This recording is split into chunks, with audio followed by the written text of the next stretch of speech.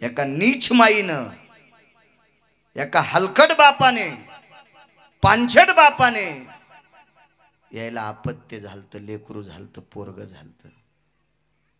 पृथ्वी जेने तृप्त केली सांगतो. शब्द खरट वाटले असतील तुम्हाला. हलकट, पांचट, नीच, दलिंदर, पुढे ऐकल्यावर कळण हे शब्द लय कमी वापरले त्याच्यासाठी. मुलगा झाला,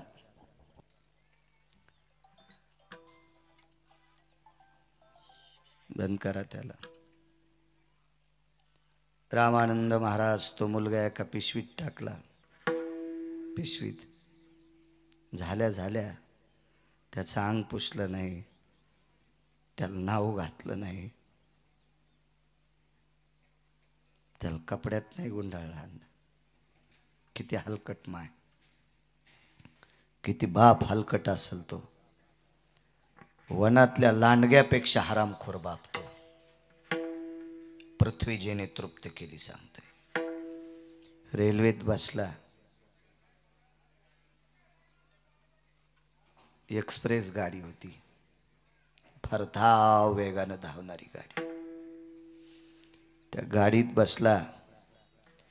गाडी इतक्या वेगात पळत होती ती रेल्वे. गाडीच्या दरुजात आला आणि पोटचा गोळा गाडीच्या दरुजातून फेकून दिला. सकाळी पोरग झालत. हलकट माईनं दूध नाही पाजलं त्याला, नाही दूध पाजलं त्याला,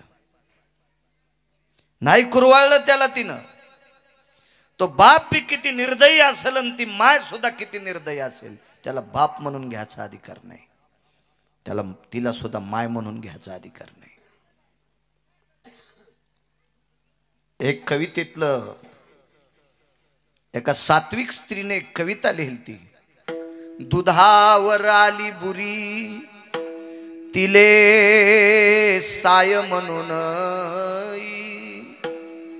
निजविते भुके पोटी, तिले माय म्हणून. हे तर काही खात नव्हतं ना, जन्म तिला दिलाय त्या अर्थी तिला दूध होतं ना.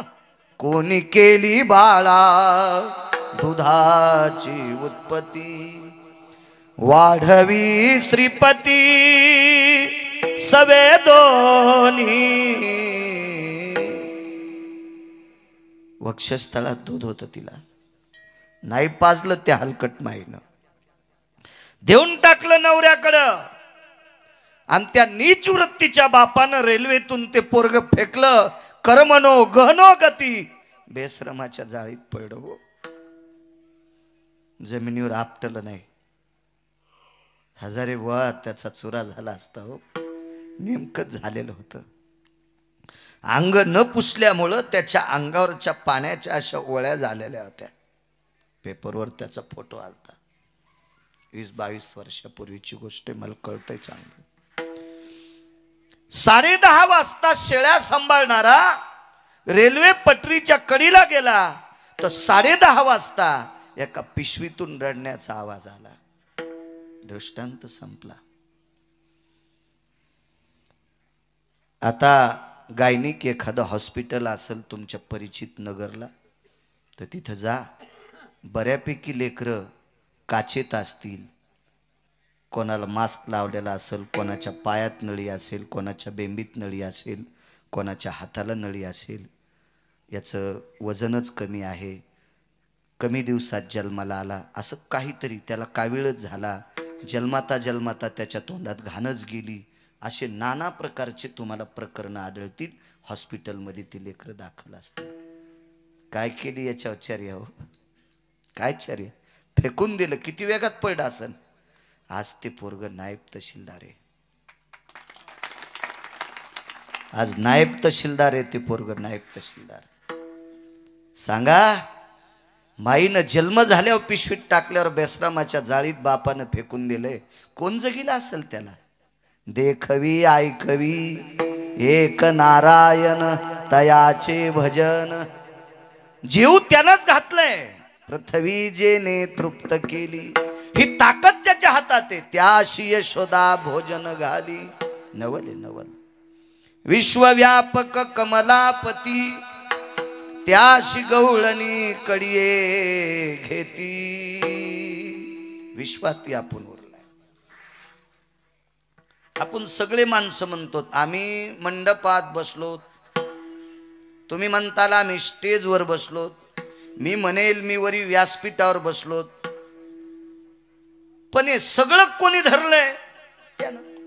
ज्या दिवशी ते सोडून देईल का त्या दिवशी डगडग डगडग सगळं हलन. काय रगडा होईल काय सांगता येतो का आपला? काय झालं किल्लारी गावाचं, काय झालं माळीन गावाचं? मागे दुसऱ्या देशामधून बातम्या आल्या, यष्ट्याची यष्ट्याच रोडमध्ये गेल्या, आपण मग त्या जमिनी फाकल्या आणि बंधी यष्टी रोडच्या त्या भेळीमध्ये जाती. कोणाची ताकद आहे? विश्वाला कडेवर ठेवायची ताकद ज्याची आहे, आणि त्याला गोपी कडेला घ्यायल्यात. नवल केवडे केवडे तुका म्हणे नटधारी भोग भोगुनी ब्रह्मचारी. 16,108 पत्न्या देहूतले मालक सांगतात. आपल्याकडे जर एक बायको केली तर संन्याशी होता येत नाही, आणि व्हाचा असेल तर मग तिला सोडून द्यावं लागतंय, तिला सोडून द्यावं लागतंय. तरी पण त्याला बाल ब्रह्मचारी म्हणत नाहीत, नुसता ब्रह्मचारी किंवा नुसता संन्यासी म्हणावं लागेल. ज्याला खरा संन्यास घ्यायचा त्याला स्त्रीचा संग नसावा. शब्द आहेत, शास्त्रात पुरावे येतं. मी फक्त तुम्हाला सोप्या भाषेत सांगायलो, जास्त अडचणीत हात घालीत नाही, इचू निघत असते. सोपं सोपं ऐकायचं कशाला, आहे का नाही? उगं गबाळीच खायचं घेणं देण. नदीला जर पाणी भरपूर असेल संजय बुवा तर कशाला ईर खांदायची फुकट कळण शेंडी वळवळ, तिच्यातच मोटर टाकन ऊस भिजेव ना. पण लय एकाल नाद नाही म्हणला, मला ईरच खांदायची. घातले सारे पैसे, 1.5 एकर जमीन विकली, मग ऊस लावायला कुठं जमीन आहे? हो, बायकोच्या डोसक्यावर आता लाव. एक जणांनी बैल घेतले, बैल अण्णा मला पाहायला बैलत नाही. बैल जोरदार आहे पण बांधी तू कुठं?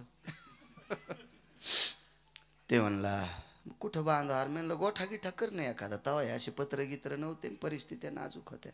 ते म्हणला गोठ्याला लाकडच नाहीत. म्हणलं इकत आण.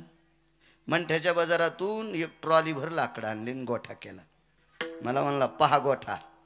म्हणलं गोठा सुंदर केला. बैल म्हणला बैल इकून तर लाकडं आणले. मग याच्या 2 मेखा ठोक म्हणलं, एका मेखाल पपेची माहिनी, एका मेखाल तू.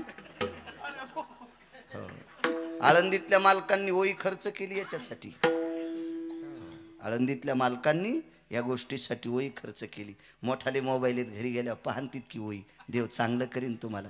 काय भांगाऱ्याचे थुत्र पाहता मोबाईल मध्ये, संसार पालथा जळण तुमचा. विठाला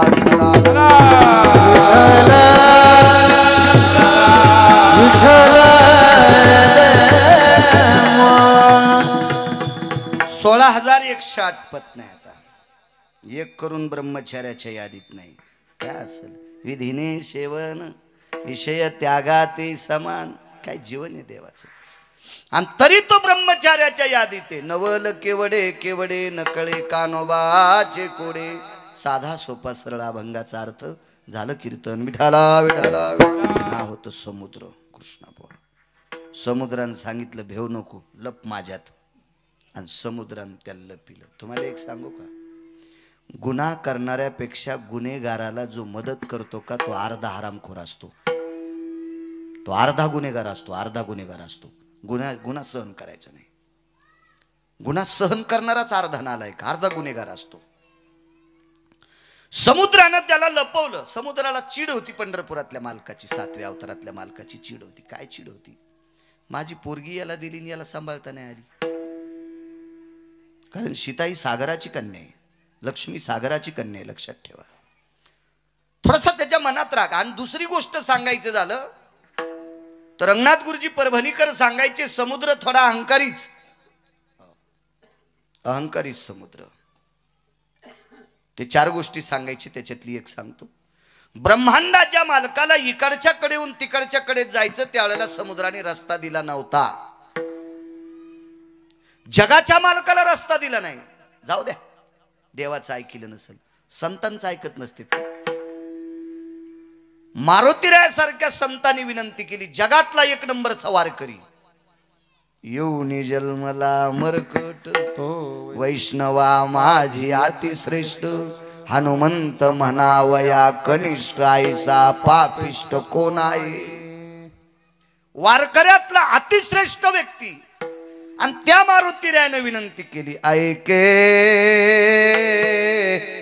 ऐके आपांपती तुझ रे मी करी तसे विनंती. हे सागरा आपांपती मी तुला विनंती करतोय ऐक न रे. देन रस्ता देत नाही म्हणे. याच्याहून समुद्र अहंकारी. अशा अहंकारी समुद्रानं एका नालायक माणसाला त्याच्या पोटात लपिलं आणि याला मारायचं होतं पंढरपुरातल्या मालकाला.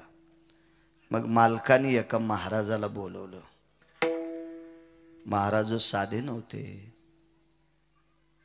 अधिकारी महाराजांची चेष्टा करायची नाही. गुटखे खात असेल, तंबाखू खात असेल, बिड्या वढीत असेल, माळ घालीत असेल तर याला पण चांगलं म्हणू नका, पण वाईट म्हणायचा अधिकार आपल्याला त्याला पण नाही, त्याला पण नाही, त्याला पण नाही. चोराची सुद्धा चेष्टा करायची पात्रता आपल्यात नाही. चांगल्या महाराजाची चेष्टा केल्यावर साधू म्हणून भक्त म्हणून उपहासिते भक्त म्हणून उपहासिते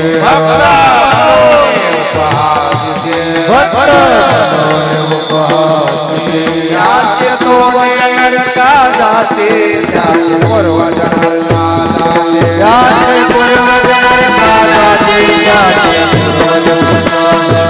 त्याचे पूर्व नरका जाते त्याचे पूर्व नरका जाते.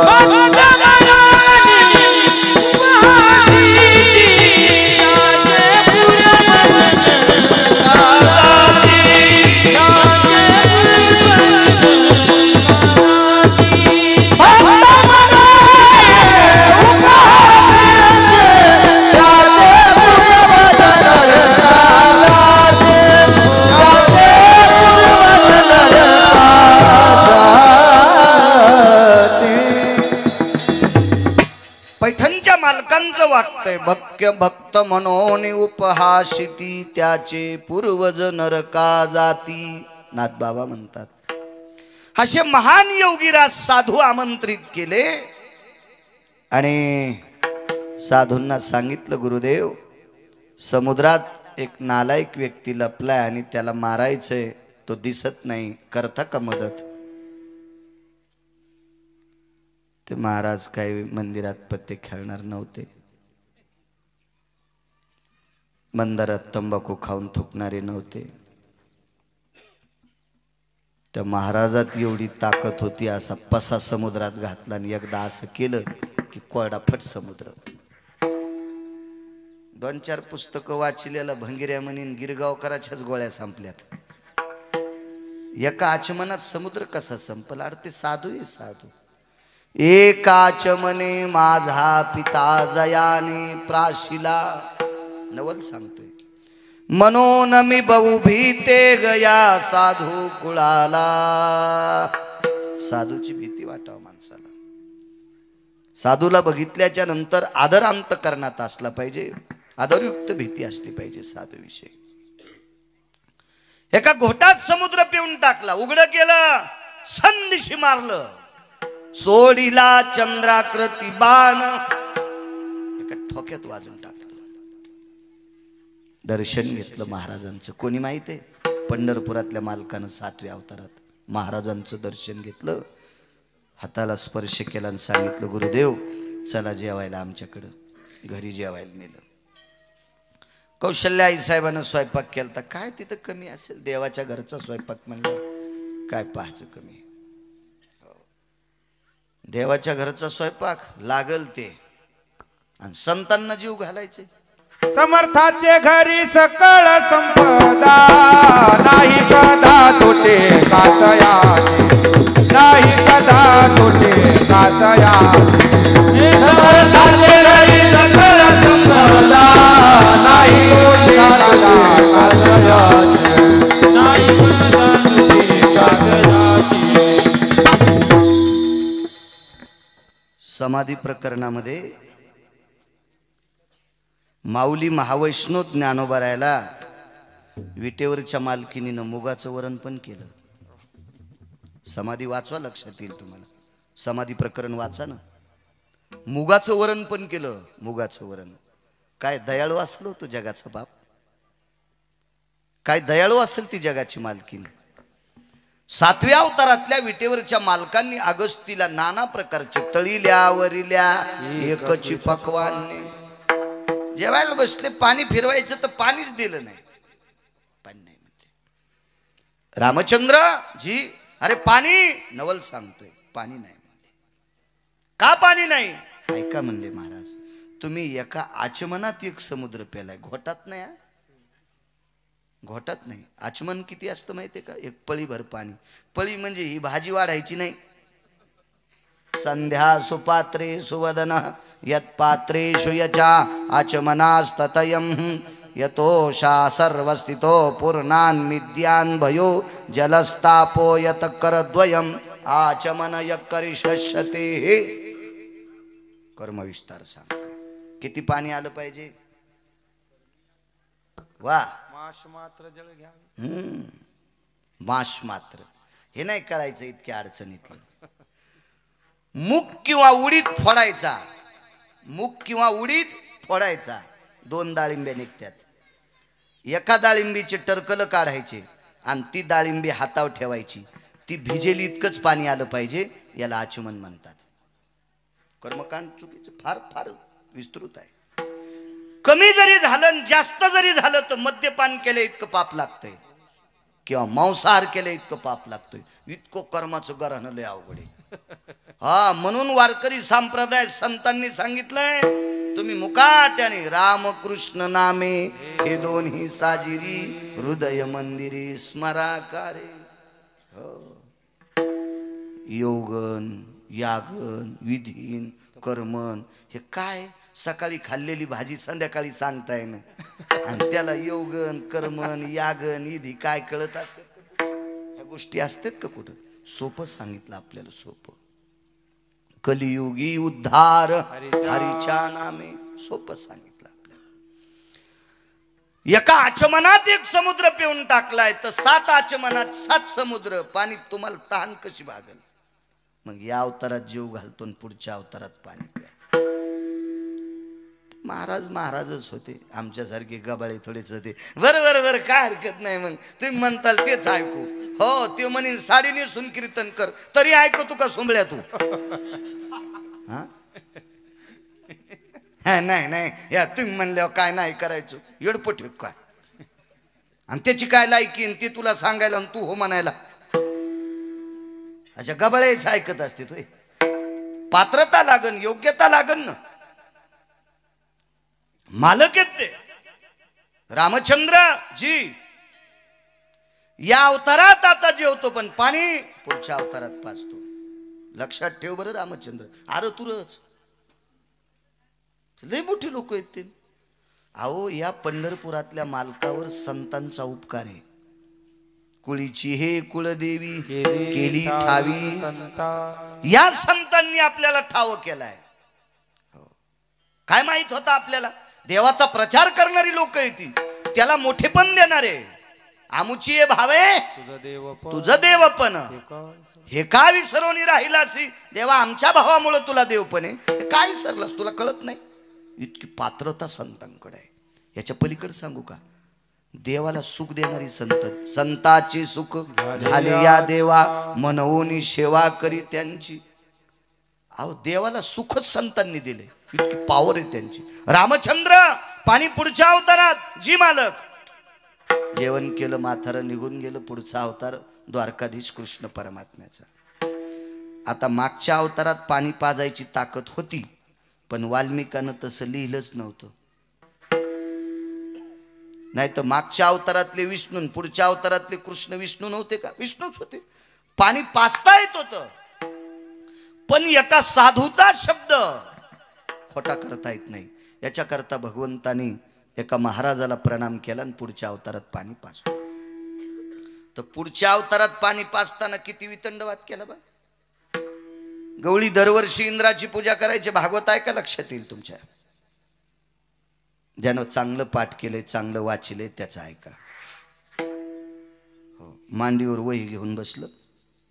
इति श्रीमद भागवत महापुराणी अमुकामुक स्कंधे अध्याय हरये नमः. सुख सांगतात राजा परीक्षिते, काय सुदामदेव नावाचे ब्राह्मण होते बर का. काय त्यांची देवावर श्रद्धा होती बर का. लागली लाईन आली आणि पंखा फिरला, वहीचं पान पालत झालं. काय आजामेळ नावाच्या ब्राह्मणाची फजिती झाली बर का.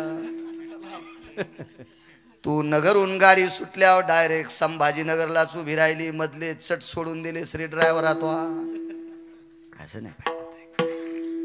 हो, कुठल्याही कीर्तनकाराने, कुठल्याही रामायणकाराने, कुठल्याही भागवतकाराने ग्रंथाचा अभ्यास करून बोलायचं. कीर्तन सुद्धा पाहुणी ग्रंथ करावे कीर्तन, काटेकोरपणानं अभ्यास करायचा. मला असं वाटतं आपल्याला जितक्या पाण्यात पोहता येते त्याच्यात उडी हाणा. एक जणाला आता बुडायच्या पाण्यात पोहता येत नाही, त्यानं गुडघ्या इतक्या पाण्यात मस्त आंघोळ करायची, अंग चोळू चोळू 7-8 साबणा 9-10 दगड पार चोळायचं. याने हिरीत उडी टाकली, फुगून वरी आल्यावर कळालं मालकाला. आगाव पण कशाला करायचं, आपल्याला जे होत नाही ते. बोकड्यानं मुकाट्या शेळ्यापाशी शहाणपणा करायचा. कोणी माहिती बोकड्याने. पण लांडगीन येली जाळीत, लांडगीन जाळीत येली. लांडगीन कळायली ना तुम्हाला. तिने पिले दिले आणि बोकड्याला शिंग लांबले होते. ते म्हणला, ए लांडगिनी, आमच्या परिसरात पिले ठुती होय. ते म्हणली, बाई पिल्याला जेलमध्ये आला तेव्हापासून कोणी खाल नाही भेटलं. का आलाय वाघ. शिंग ठुले असते का तिनं. आगाव पण आहे का नाही. फिरायचा लय नाद वळईला. वळई कळती तुमच्याकडे, सुडी म्हणतात का वळई. गंज गंज गंज. बाजऱ्याच्याला सुडी आणि मोठ्या ज्वारीच्याला गंज. गंजायला लय नाद फिरायचा. तर फिरू द्या ना, गंज फिरू द्या. पण गंज इष्ट्याच्या लग्नाला गेला. आता हे युट्यूब मध्ये तिकडं ऐकल्यावर त्याला गंज कळत नाही. भानगड ती आता. आणि वळई तुम्हाला कळत नाही. हे किस देश की बोली किस देश की गाली होती. मग गंजाने इष्ट्याच्या लग्नाला जावा का. मूर्खपणा आहे ना. वापस आला असेल का गंज तो. काय करायचं फुकट कळण शेंडी वळवळ. जगदानंद कंद जगतपती भगवान कृष्ण परमात्म्याने इंद्राची पूजा डावली. इंद्र म्हणजे 222 मंत्रीपद एकट्यालाच. आपल्याकडे एक मंत्रीपद असल्यावर त्याला लाल दिवा, माग पुढं पोलिसाच्या गाड्या, वैभव असतं, थाट असतो बिचाऱ्याचा. याला 222 पद. किती मोठा अधिकारी. त्याचा सन्मानच फेकून द्याला. आणि एका डोंगराची पूजा केली. त्या डोंगराचं नाव आहे गोवर्धन. गोवर्धनाची पूजा केली. माणसं पाठीले म्हणे, अरे दरवर्षी आपली पूजा करते, या वर्षी काय आपल्याला बोललं नाही, काय नाही. कसं काय हुकलं बाबा. 10-20 वर्षापासून आपल्यालाच बलितेत वाजवायला. नाही, मी हेरी दृष्टांत सांगायला लागलो तुम्हाला, नाही म्हणाला. या वर्षी कस काय हुकलो, कोण टापकाला तिथं. तिकडं सप्ताह असला तरी फोन लावलो बेजार. काय महाराज हजारी बुवा कोण आहे तुमच्या इथं वाजवायला. आसन ना कोणतरी, आसन कोणतरी. दरवर्षी म्हणले, यावर्षी आपली पूजा का नाही. सेवेकरांनी सांगितलं यावर्षी गोवर्धनाची पूजा आहे. बर बर बर बर. पाहतो म्हणे गवळ्याची सोय. आता सोयच बघतो म्हणे या लोकांची गोकुळातल्या. काय सोय बघणार. असा पाऊस पाडला, शिळा वर्षल्या धारी. मेघ जो कडाडीला, शिळा वर्षल्या धारी. रक्षिले गोकुळवो, नखी धरी लागिरी. निर्भय लोकपाळ, अवतरले हारी. जय देवा कृष्णनाथा, राय रुक्मिणी कांता. आरती ओवाळीन तुम्हा देवकी सुद्धा हत्तीच्या सोंडेसारख्या धारा पाडल्या. 14 समुद्रा इतकं पाणी वाहत होतं. गवळ्याने सांगितलं, कन्या काय काय काळजी करू नका, लावा काठ्या. येणे गिरी गोवर्धन उचलिला. आणि मालकांच्या आरतीत नखी धरिला गिरी, नखावर करंगळीवर पर्वत धरला. करंगळीवर पाऊस पडत होता. भगवंताच्या लक्षात आलं, इंद्राला राग याच्या करता आणला. आपल्याला माहित होतं तो प्रमाथी नावाच्या वरुणाला पाठवून पाऊस पाडणार आहे. अवकाळी पडलेला पाऊस चोर कमी हाणते तितका आणि तू. अवकाळी पाऊस काही हिशोबात नसतो ना, हिशोबात नसतो. 19 घर मेले बाहेर बांधलेले, जांबा सारख्या गारा. हो, तुम्ही त्याला पेरू म्हणत असता नाही का? पेरून जांब एकच न वाटतंय.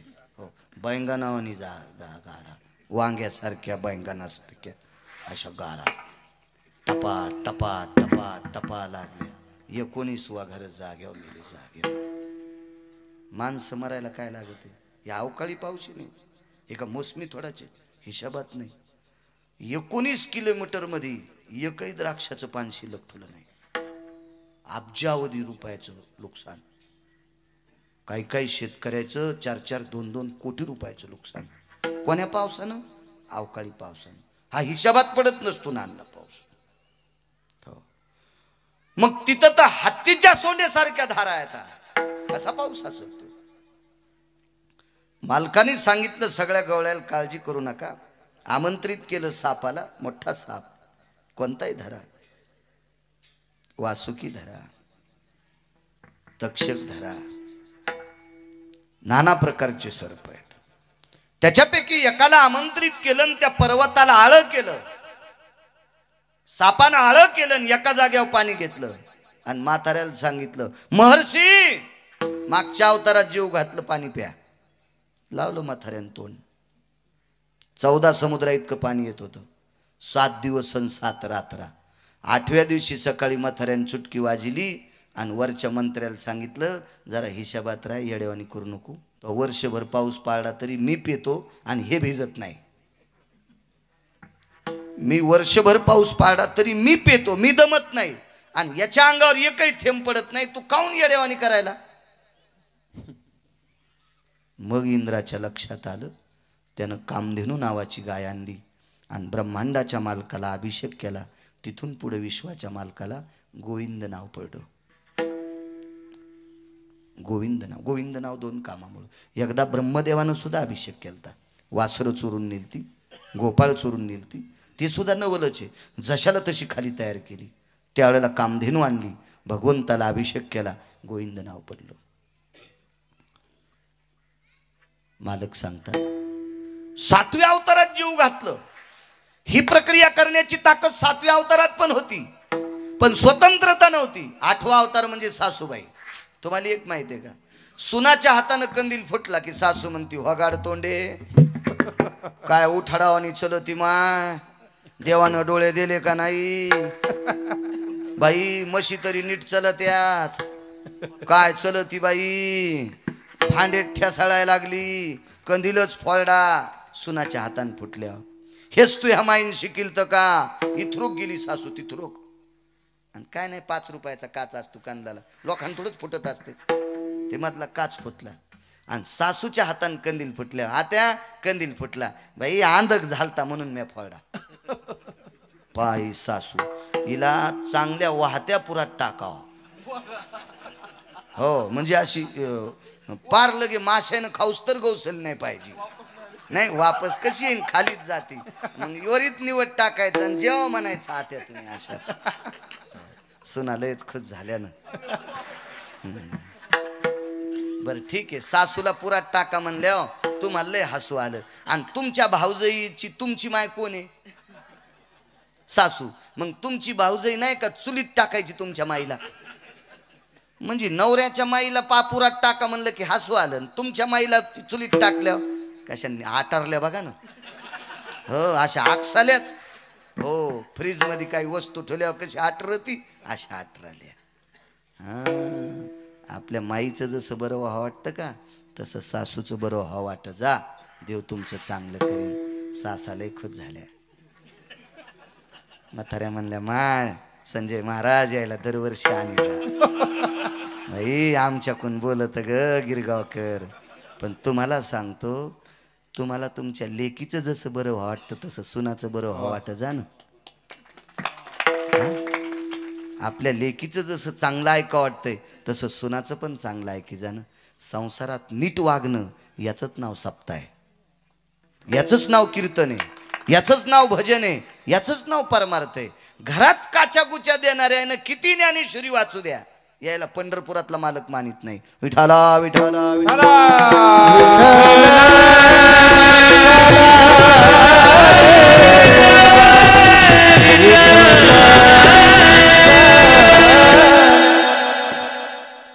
आणि 7व्या 8व्या अवतारात 14 समुद्र इतकं पाणी एका वेळेला वाहत होतं. हे प्राप्त केलं आणि साधूची तृष्णा भागवली. मागच्या अवतारातलं कर्ज द्वापार युगात फेडलं. याच्या करता मालक नवल म्हणतात. अनंत नवल नवला केवळे नवला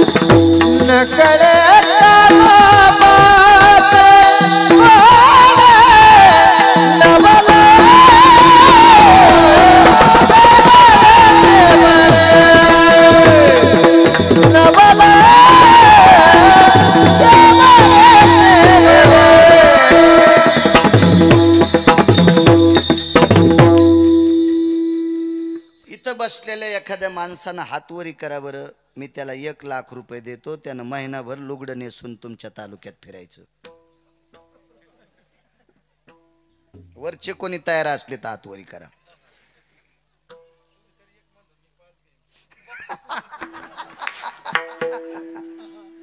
पाय कडक टोपी. अण्णा म्हणले मी 5,00,000 रुपये देतो. नाहीत फिरणार, मला माहित आहे. नाहीत फिरणार, नाहीत फिरणार. नवल सांगतोय, नवल नवल नवल. भजन करणाऱ्याला हस्तनापुरातली गादी द्यायची होती. पांडव भजन करत होती. पाहती पांडव अखंड वनवासी, परित्या देवाशी आळविती किंवा आठविती. म्हणजे भजन करत होती. पांडव भजन करत होती. अर्जुन तर झोपी गेल्यावर सुद्धा त्याच्या अंगावरचे रोम भजन करत होते. नामने कायान वरुतायाम कृष्ण द्वैपायनो मुच्छतेयम नैवम गिरगावकर लिखितम. एका गिरगावकरांनी लिहिले का? झोपी गेल्यावर त्याच्या अंगावर चिरोम कृष्ण कृष्ण म्हणत होते. काय भजन असलं ना. आणि अशा भजन करणाऱ्यांना हस्तनापुरातली गादी द्यायची होती. पण म्हातारं मरेपर्यंत गादी भेटत नव्हती. त्या म्हाताऱ्याचं नाव महाराज पितामह भीष्माचार्य. सामान्य असेल ते कसं मारायचं शक्य नव्हतं. 1,00,00,000 कृष्ण जन्माला आले तरी भीष्माचार्य मरत नव्हते. कारण ते इच्छामरणी होतं ना. इच्छामरणी होतं, इच्छामरणी. भीष्मानं जर विचार केला मला मरायचंच नाही तर काय यमाची मायवेली म्हाताऱ्याला न्यायला. अहो यमाला 22.5 दिवस उभं केलं. तर काल परवा आपण इथं कुठंतरी आलतो घाटा पिंपरीला, तिथं मी ओळी सांगितली होती. देखो नि दक्षिणायन अति घोर भीष्मे ऐकताची उत्तर काळासी सारोनिया दूर स्वशरीर रक्षिले. मालक सांगतात पैठणचे, हे यमड्या सरक बाजूला, सारोनिया दूर स्वशरीर रक्षिले. 22.5 दिवसाला उत्तरायण लागायचं होतं आणि दक्षिणायन चालू होतं. देखो नि दक्षिणायन घोर भीष्मे ऐकताची उत्तर. कोणाकून ऐकलं? संजयानं सांगितलं होतं, विदुरानं सांगितलं होतं उत्तरायण चालू आहे, दक्षिणायन चालू आहे आणि 22.5 दिवसाला उत्तरायण लागायचे. बस म्हणले मंडपाच्या तिथंच, हालूच द्याला नाही यम. थांब म्हणले तिथं, थांब. नाहीच गेलं ते. इतकी ताकद भीष्माची, आणि काय मारू शकतो यम त्याला. पण म्हातारं एका पणात गुतलं. बापाचं लग्न लावून देण्यासाठी पुढचा व्यक्ती बापाला पोरगी देत नाही, आणि बापानं इच्छा केली, बाळा अमक्या मुलीसोबत मला लग्न करायचंय. पोरीच्या बापाने विचारलं, नवरदेव म्हातारा आहे त्याला पोरगी देत नाहीत. 22 वर्षाचं पोरग होतं. हातावर पाणी घेतलं आणि संकल्प सोडा. 22 वर्षाचं तारुण्य वडिलाला देऊन टाकलं आणि वडिलाचं 95 वर्षाचं म्हातारपण स्वतःला घेतलं. पोरग 22 वर्षाचं, आपलं बाप 22 वर्षाचा आणि पोरग 95 वर्षाचं. तरी देत नाही पोरगी. तुला राजा तू होशील, आमच्या पोरील झालेल्या पोराला कोण राजा करील? दुसरी प्रतिज्ञा, अजन्म सिंहासनाचा त्याग करील. पहिली प्रतिज्ञा तारुण्याचा त्याग केला, दुसरी प्रतिज्ञा सिंहासनाचा त्याग केला, तरी देत नाही. तू लग्न करशील, अजन्म ब्रह्मचारी राहील. तिसरी प्रतिज्ञा, तरी देत नाही. पोरीचा बाप म्हणला, तुला रागाच्या भरात आमची पोरगी मारलीस तर बाई पुढे आल्यावर शस्त्र धरणार नाही. बाई पुढे आल्यावर शस्त्र धरणार नाही. आणि हे मथार जोपर्यंत कौरवाच्या कुळातलं संपत नाही तोपर्यंत पांडवायला गादी भेटत नाही. सांगितलं ना तुम्हाला, मी 1 लाख देऊ केले, ते अण्णानं 5 लाख देऊ केले. तालुक्यात फिरेल का महिनाभर कोणी लुगडं नेसून? आणि जर फिरलात तर तुम्हाला काय म्हणतील? मला ऐकू येईल असं म्हणू नका, एकूण एकाला सांगा. जर तुम्ही लुगडं नेसून फिरलात तर काय म्हणतील? लक्षात आलं तुमच्या? मी काय फाल खाली यायची गरज नाही. सज्जनांनो, कशानंच म्हातारा आठवत नाही म्हणून जगाच्या मालकाने लुगडं नेसलं. महाभारताच्या भाषेत त्याला शिखंडी म्हणतात, आपल्या प्रचलित भाषेत त्याला नपुसक म्हणतात. ना नारी ना पुरुष करू शकतोय माणूस तुमच्या माझ्यासारखा असं विश्व. आओ, पुरुषार्थ कोणाला किती द्यायचा हे त्याच्या हातात आहे. पुरुषार्थ किती द्यायचा हे त्याच्या हातात आहे बरं. आणि पुरुषार्थ जर वैद्याच्या हातात असता तर या देशात किलिंबे जन्माला नसता आला. किलिंबे जन्माला नसता आला. ताकद, पुरुषार्थ, बल, स्त्रीत्व देण्याची ताकद ज्याच्या हातात आहे, पुरुषार्थ प्रदान करायची ताकद ज्याच्या हातात आहे, त्यानं पुरुषार्थ असून कृष्णा बुवा नपुसकाचं सोंग घेतलं आणि माथाऱ्याला मारलं. मारायला लावलं अर्जुनाला. माथाऱ्यानं शस्त्र फेकलं, नपुसकाचं शिखंडीचं रूप घेतल्यावर, आणि मग अर्जुनाला सांगितलं आता बाण मार, आणि मग पांडवाला गादी. महाराज, पुरुषार्थी असताना साडी नेसणं भक्ता करता सामान्य नवले, यालाच मालक म्हणतात. नवल Yeah.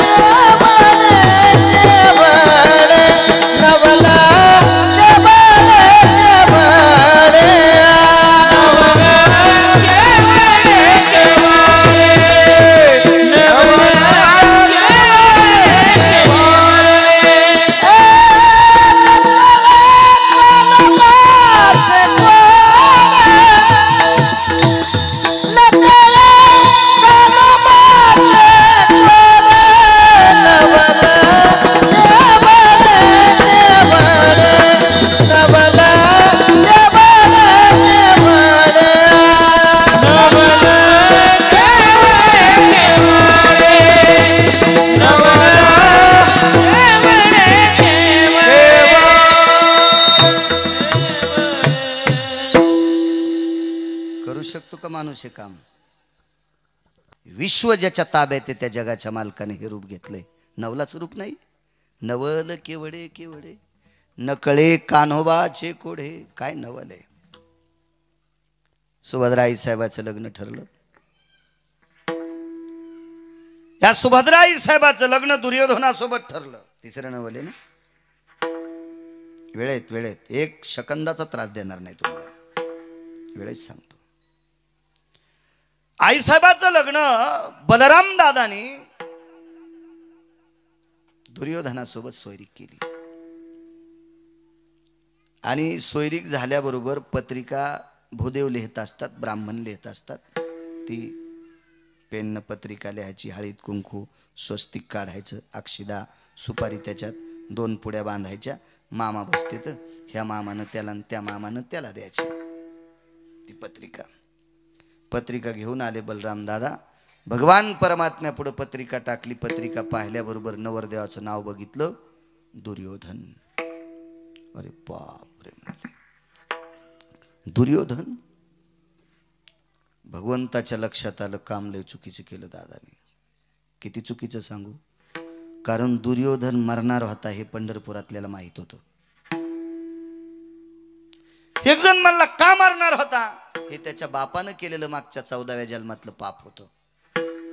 एका सर्पिणीचा शाप होता. याच्याकरता धृतराष्ट्र ती अंध झाली म्हणून धृतराष्ट्र अंध होणार होता. माझे 100 पुत्र ज्यांना आग लावल्यामुळं पर्वत जळाला आणि त्याच्यात माझे 100 पुत्र जळाले. ज्याने कोणी आग लावली असेल त्याच्या समक्ष त्याचे 100 पोरं मरतील. असा 14व्या जन्मातलं पापाचं गोठुडं घेऊन धृतराष्ट्र जन्माला आला अंध आणि पुत्र झाले 100.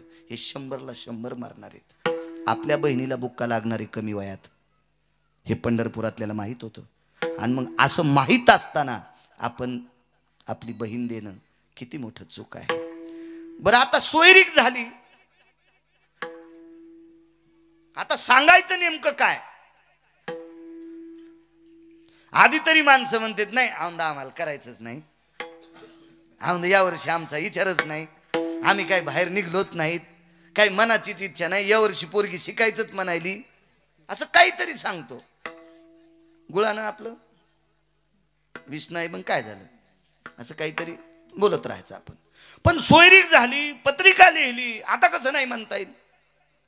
पंचायत आली पंढरपुरातल्या माणसाला. नवल सांगू तुम्हाला नवल. बलराम दादानं सोयरीक केली दुर्योधनासोबत आणि बोलता बोलता सोयरीक केली पंढरपुरातल्या मालकानं अर्जुनासोबत. दुर्योधन अर्जुन कोण. सख्खे चुलत भाऊ. सख्खे सख्खे सख्खे. पुन्हा साधे नाही. एक शेळ्या वळणार आणि एक कलेक्टर असं नाही. एक शूर होता आणि एक राजपुत्र होता कृष्ण. भारताच्या राजाचं पोरग आणि एक तो शूर आहे. पार्थ ते पृथकीचे बाळ शास्त्र अभ्यासी घातला काळ. नित्य शस्त्र अभ्यास करत असताना काळ घातलाय. असा शूर अर्जुन आहे. शूर शूर शूर. संग्रामे हरुजिंतीला. आळंदीतल्या मालकांचं वाक्य भगवान शिवजीने पाठ थापटावी. शाबास वा अर्जुना वा. असा शूर अर्जुन त्याला दिलंय. आणि मोठ्या भावानं राजाच्या पोराला पोरगी दिली. दुर्योधन राजपुत्र आहे. सामान्य एक हस्तिनापूरचं राज्य. विश्वातल्या सगळ्या राज्यापेक्षा जास्त दखल घेतली हस्तिनापूरची. एक 18 पुराण त्या राज्याकरता निर्माण झाले. इतकी दखल आहे त्या राज्याची. आणि त्या राजाचं पोरग. दोन्ही साधे नाहीत ना. बरं ठीक आहे प्रांत बदलून असता तर ठीक होतं. एकाच घरात राहणारे ना. त्या वाड्यात हे या वाड्यात ते. जगू दिलं असतं का दुर्योधनानं. सरळ सरळ भगवंतानं सांगायला पाहिजे होतं दुर्योधना सोयरीक मोडली अर्जुनाला दिली. ते म्हणला असता पोरगी ती एवढी गावात. कशी येते अर्जुन इथं नवरी कशी घेऊन येतो तर पठ्ठ्याशी गाठे. ज्याला बायको भेट नाही ते मी शावताव देते. येऊन तर पाय. जास्त बाया माग घेऊ नको फाटत असतात. ज्याला संध्याकाळचा ठिकाणा नाही ते नाही नाही तो समजीलच काय आणि तुला काय समजाव.